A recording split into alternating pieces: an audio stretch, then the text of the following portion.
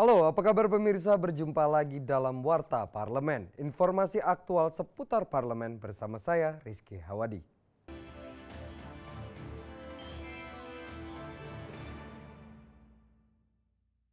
Komisi 3 DPR RI berharap proses seleksi penerimaan hakim dilakukan secara profesional dan transparan.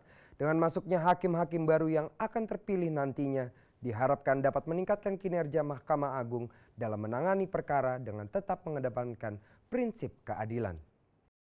Ditemui dalam rangkaian kunjungan kerja ke Provinsi Riau baru-baru ini, anggota Komisi 3 DPR RI Hasrul Azwar meminta agar proses rekrutmen calon hakim dilakukan secara transparan dan dilakukan secara profesional.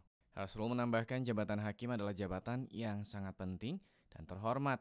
Dengan begitu, orang yang masuk dalam seleksi harus memiliki pengalaman dan track record yang jelas sehingga apapun yang akan diputuskan nantinya tidak menjadi suatu permasalahan yang mengganggu kinerja hakim tersebut. Kita menginginkan hakim-hakim yang profesional. Jadi mulai rekrutmen jabatan hakim sampai akhir masa jabatannya itu kita akan bicarakan dalam RUU yang baru ini agar hakim itu bisa bekerja dengan tenang, hakim itu bisa bertindak profesional, mengadili perkara itu secara adil, transparan, akuntabel.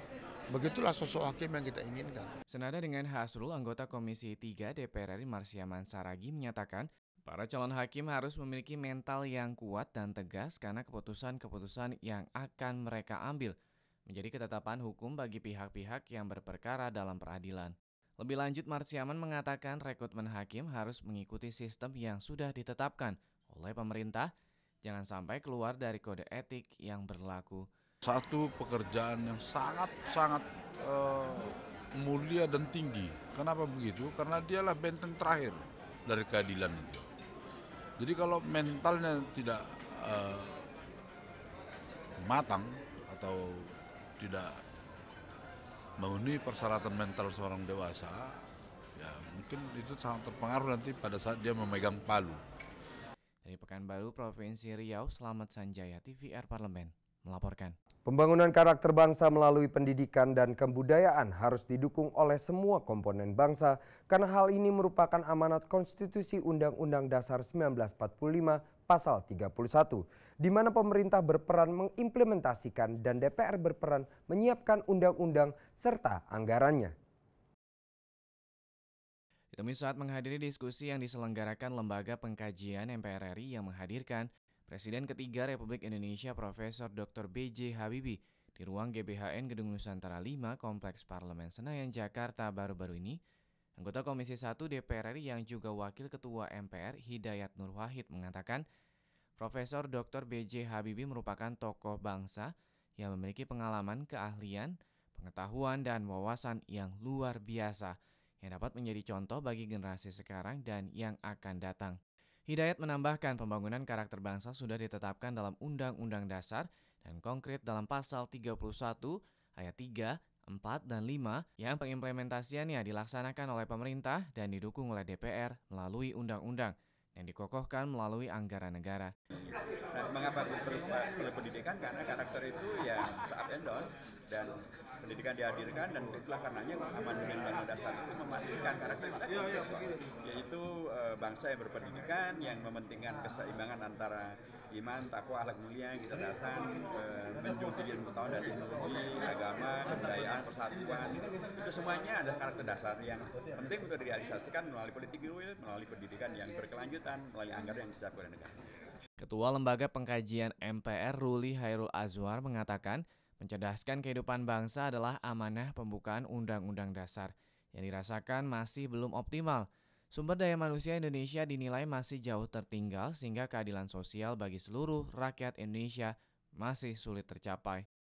Ruli menambahkan dalam pasal 31 ayat 5 dikatakan negara harus mendorong pengembangan ilmu pengetahuan, teknologi, dan keimantakwaan untuk mendapatkan hasil peradaban manusia Indonesia yang hebat, juga kesejahteraan umum yang makmur. Ya, bagaimana kita misalnya menerapkan prinsip-prinsip sebagai orang yang menguasai ilmu pengetahuan dan tetap beriman dan bertakwa itu yang dia harapkan kita memang menyadari itu ya, bahwa nggak mungkin bangsa ini tidak bisa maju kalau cuma memiliki sumber daya alam itu bisa habis. Nah, ini perlu sumber daya manusianya. Nah, SDM itulah yang dia tekankan, membutuhkan bagaimana pembelajaran pendidikan, mula-mula pendidikan, karena pendidikan itu harus ada pembudayaan daripada yang didapat itu ya. Septia Caniago dan Samsul TVR Parlemen melaporkan. Untuk mengembangkan teknologi pembangkit listrik tenaga panas bumi atau geothermal, Indonesia perlu belajar dari negara Islandia. Karena Islandia merupakan salah satu negara yang sukses memanfaatkan energi panas bumi untuk penyediaan 66% energi listriknya. Menindaklanjuti pertemuan bilateral antara Indonesia dan Islandia pada World Geothermal Congress 2010 di Nusa Dua Bali, delegasi Indonesia yang dipimpin Wakil Ketua DPR bidang Korinbang, Agus Hermanto, melakukan lawatan singkat ke ibu kota Islandia, Reykjavik, baru-baru ini. Menurut Wakil Ketua DPR bidang Korinbang, Agus Hermanto, Islandia adalah salah satu negara yang berhasil mengembangkan energi terbarukan di bidang panas bumi atau geothermal. Untuk itu, Agus berharap kerjasama di bidang geothermal antara Indonesia dan Islandia yang telah terjalin sejak tahun 1979 semakin berkembang. Seperti diketahui, sejak tahun 1979 Indonesia banyak mengirim tenaga ahli di bidang panas bumi untuk menempuh pendidikan dan pelatihan bidang geothermal yang diadakan di United Nations University Geothermal Program di Reykjavik. Kita berkunjung di sini dan kita diterima dengan beliau langsung dan kita juga berbincang-bincang dengan beliau langsung. Kita ingin bekerja sama di bidang geothermal dan perikanan dan beliau juga cukup memberikan respon yang terbaik. Dalam pembicaraan berlangsung hangat itu, Presiden Islandia mengatakan pihaknya mempersilahkan rombongan DPR untuk berkunjung langsung ke pembangkit listrik tenaga geothermal yang dimiliki negara tersebut. Dalam kesempatan tersebut, Agus Hermanto juga menjelaskan kerjasama geothermal kedua negara telah membuahkan hasil positif setelah pertemuan Presiden Islandia Ólafur Ragnar Grímsson dengan Presiden Susilo Bambang Yudhoyono pada World Geothermal Congress yang berlangsung di Nusa Dua Bali April 2010. Dari Islandia, Ibnur Kadir Yunus melaporkan untuk TVR Parlemen. Demikian Warta Parlemen kali ini, sampai jumpa pada Warta Parlemen berikutnya. Terima kasih atas perhatian Anda, wassalam.